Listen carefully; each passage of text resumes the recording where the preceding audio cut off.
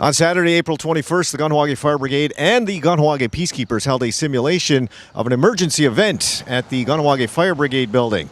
At about 8 a.m., a call went into the PK station about a shooter at the KFB building, the assailant still inside. Today's exercise started off with an active shooter scenario. We had one shooter in the building with potentially 14 victims. It was a test to design not only the peacekeepers' response capabilities, but as well as the fire brigades, not only with the ambulance, but as well as fire.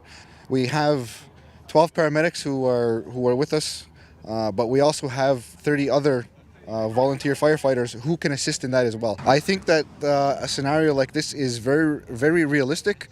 In this community, it's one thing, but if you look around internationally, school shootings are a very common thing, it seems, these days. This is something that we need to be prepared for. Well, I think it was a really good training. Of course, I got a call at home, as you usually do when you get called in.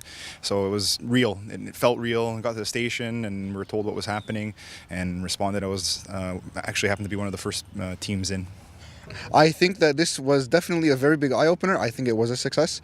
There's no matter what happens, whether it was bad, whether it was good, it's an eye-opener, and it's lessons learned. You learn how to control your adrenaline, control your emotions, and do what you're trained to do.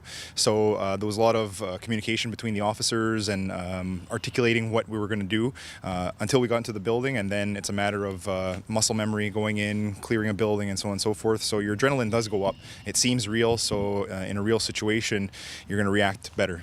I'd really like to thank all of our volunteers. We had our usual terrorist on scene, John Deere. I'd like to really thank him for coming out as our active shooter. Thank you very much.